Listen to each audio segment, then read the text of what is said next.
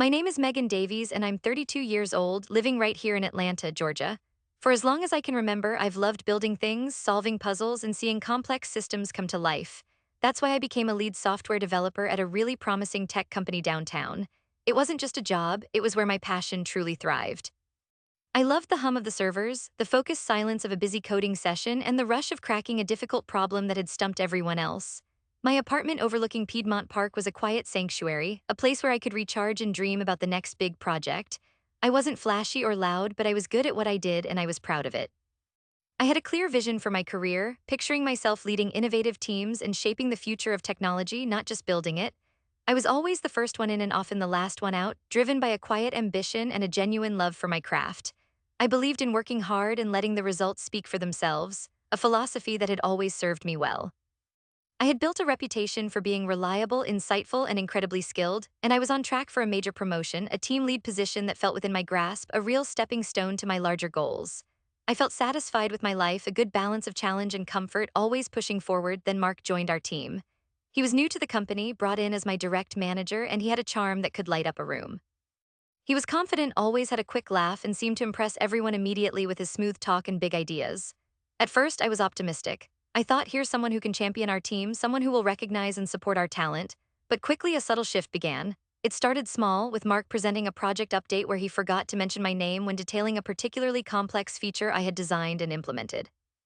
Then, in larger meetings with senior leadership, he began to consistently frame my breakthroughs, my innovative algorithms, and my painstakingly developed solutions as his own strategic visions. He would use phrases like, my team and I decided to pivot in this direction, when it was my individual late nights that had led to that critical pivot. Or he would say, I've been working on this new architecture, when he had merely reviewed the architecture I had spent weeks building from scratch. It wasn't just about credit, it was about my entire professional identity slowly being erased, replaced by his image. My work, which I poured my heart into, was becoming invisible, a ghost in the machine, and Mark was taking all the applause. This was more than just frustrating, it was a direct threat to my career trajectory. My mentors, who had previously been so encouraging, started asking me why I wasn't being more vocal about my contributions. My quiet satisfaction turned into annoying unease. Mark had become my professional nemesis, a smiling, charismatic thief who was stealing my future one accomplishment at a time, and I felt powerless to stop him. My first attempts to reclaim my work were hesitant, almost apologetic. In team meetings, I'd try to interject politely. To elaborate on Mark's point, the specific implementation of that feature involved a novel approach to data compression that I developed last month. Mark would nod vaguely, smile, and then swiftly redirect the conversation, subtly downplaying my role or even changing the subject entirely. I started sending direct emails to senior directors, copying Mark, briefly outlining my progress on key components, hoping they would notice the disconnect between my detailed updates and Mark's more general presentations. But Mark would always reply all, adding a sentence like, excellent progress, Megan, keep up the good work on our project, effectively reasserting his ownership in a way that made my initial email seem like I was just reporting to him. It was a constant battle of subtle assertions and even subtler denials, and I was always losing. The more I tried to speak up, the more invisible I seemed to become, not because I wasn't contributing, but because Mark was so adept at overshadowing me. My attempts to gain direct recognition only seemed to solidify his narrative that he was the mastermind, and I was merely a cog in his well-oiled machine. The problem grew steadily worse. Mark began getting recognized not just within our department, but across the entire company. He received Innovator of the Month awards for projects I had single-handedly pushed across the finish line. He was invited to executive strategy sessions, while I was left out despite being the one with the deep technical understanding. My peers who once sought my advice now looked to Mark, believing he was the source of all our team's breakthroughs. I could feel my professional reputation, carefully built over years of hard work, eroding beneath my feet. People started congratulating Mark on my achievements right in front of me, and he would just humbly accept the praise, sometimes even throwing a condescending glance my way. I started feeling like an imposter in my own career, watching someone else live my professional life. My energy dwindled. The joy I once felt for coding, for problem solving, was slowly replaced by a bitter resentment. I began to doubt myself, wondering if I was truly talented or if I was just imagining Mark's deceit. Had I truly been too quiet? Was it my fault for not being more assertive, more like Mark? The lowest point came during my annual performance review. I walked in expecting to discuss my incredible contributions, my consistent overdelivery, and hopefully my promotion. Instead, Mark sat across from me, a serious expression on his face, holding my review document. He spent 30 minutes talking about my lack of proactive engagement, my need to improve visibility, and my tendency to work in silos, all while praising his own leadership in bringing our team's projects to such success. He suggested I take a course on personal branding and executive presence. He recommended I focus on team collaboration more, which felt like a cruel joke coming from the man who actively silenced my voice. He even had the audacity to say, Megan, your technical skills are undeniable, but an effective leader needs to be seen and heard to truly own their narrative. It was a cold, calculated strike. There was no promotion, no raise beyond the standard cost of living adjustment. I was stuck, professionally stagnant, while Mark was clearly on the fast track, all built on my efforts. I walked out of that meeting feeling utterly hollowed out, defeated, and profoundly invisible. I considered quitting, packing up my life in Atlanta, and starting fresh somewhere new, far away from corporate politics and credit thieves. But as I sat alone in my apartment that evening, staring out at the city lights, a different feeling began to bloom in the ashes of my frustration. It wasn't despair anymore, it was a quiet, burning anger. I had loved my work too much, poured too much of myself into this company to just walk away and let Mark win completely. If my impact was invisible, I decided then I would make sure it was seen, not by shouting, but by laying bare the undeniable truth. I would fight not with drama, but with data. My strategy was simple, meticulous, and utterly silent. For over a year, ever since Mark started his credit stealing routine, I had been quietly documenting everything. Every email where I proposed a new feature, every design document I authored, every single line of code I committed to our version control system with my unique identifier and timestamp. I logged every meeting where Mark presented my work as his own, noting the date, attendees, and the specific ideas he claimed. I saved all the project timelines, highlighting my milestones and deliverables. It was a digital paper trail, a forensic record of intellectual theft. I didn't tell anyone what I was doing, not a single soul. It was my secret project, born out of necessity and a growing resolve. I compiled it all into a meticulously organized digital folder sorted by project, by date, by specific contribution. Each piece of evidence was cross-referenced, undeniable, and irrefutable testament to my ownership. My colleagues might have thought I was just being thorough, but what I was truly doing was building my case brick by excruciating brick. I wasn't collecting evidence to accuse, I was collecting evidence to prove. The opportunity finally presented itself about 2 weeks after my dismal performance review.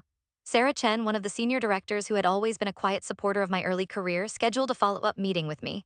She mentioned she was reviewing talent across departments and wanted to understand why my contributions, which she knew to be significant, hadn't translated into greater leadership opportunities. Her exact words were, Megan, I see your name on the code, I see your impact in the products, but on paper your visibility seems invisible, help me understand. This was it. This was not a confrontational meeting, not an accusation, but a genuine inquiry from someone in power. I took a deep breath, my heart thrumming a quiet rhythm. I didn't bring anger or emotion into that room, I brought facts. I opened my laptop and calmly, methodically presented the neatly organized digital folder. Sarah, I began, my voice steady, I appreciate you asking. This folder contains a comprehensive history of my contributions over the past year and a half. I walked her through it project by project. I showed her the initial design proposals for our flagship product, all bearing my name and creation date, then compared them to Mark's presentation slides from 3 months later, where he presented those very designs as his strategic vision. I showed her the commit logs, detailing thousands of lines of code I authored, features I built, bugs I fixed, all timestamped and linked directly to my user ID, then contrasted them with Mark's general project updates where he spoke of my team's delivery. I pointed to specific emails where I outlined innovative solutions, then to later meeting minutes where Mark presented those exact solutions to executives as his own original thought. It wasn't a rant, it was a surgical dissection of the truth. There were no accusations, just irrefutable evidence. Sarah listened intently, her expression unreadable at first, slowly shifting from curiosity to growing understanding, then to a stark, cold realization. The room was quiet save for the click of my mouse and my calm, steady voice. I didn't gloat, I didn't even mention Mark's name directly in a negative light. I simply presented the data, letting the damning pattern emerge on its own. The effect was swift and conclusive. Within 48 hours of my meeting with Sarah Chen, an internal investigation was launched, quiet but thorough. Mark was called into multiple meetings, his charm reportedly failing to mask the inconsistencies and outright fabrications revealed by my precise documentation. The evidence was simply too overwhelming, too detailed, too irrefutable. There was no way for him to spin it, no way to deny what was staring everyone in the face. 2 weeks later, an email went out to the entire department. It was carefully worded, stating that Mark had departed the company to pursue other opportunities, a classic corporate euphemism, but everyone knew what it meant.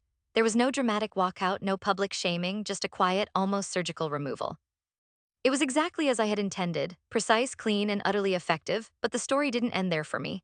About a week after Mark's departure, Sarah Chen called me into her office again. She didn't just offer me Mark's old position, she offered me something far better, something truly poetic. She told me the company recognized not only my technical prowess, but also my integrity, my strategic thinking, and my quiet leadership. She announced the creation of a brand new role, Director of Innovation and Advanced Development. This wasn't just managing a team, it was leading cross-functional initiatives, setting technical strategy for major projects, and directly shaping the company's future direction.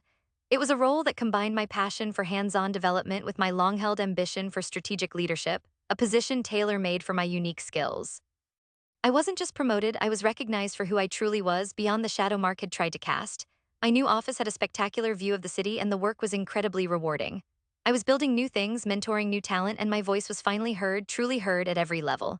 The company even implemented new safeguards to ensure proper credit and recognition for all employees' contributions, a subtle but powerful acknowledgement of what had happened. Mark's name slowly faded from company memory, his innovations silently reattributed to their rightful origins in internal documents, effectively erasing his stolen legacy. It was a quiet triumph, a deeply satisfying vindication. I learned that true power doesn't always come from being the loudest in the room, but from being the most meticulous, the most prepared, and ultimately the most truthful. My new normal was one of fulfillment, purpose, and a profound sense of justice. The most unexpected twist came a few months later when a new hire, fresh out of college, shyly told me that my story, the unwritten legend of how the quiet developer saved her career with data, was already circulating as an inspiring tale of integrity among the junior engineers. My invisible impact had not only become visible but had also become a quiet, powerful legacy, an unexpected thrill that reverberated far beyond my own promotion.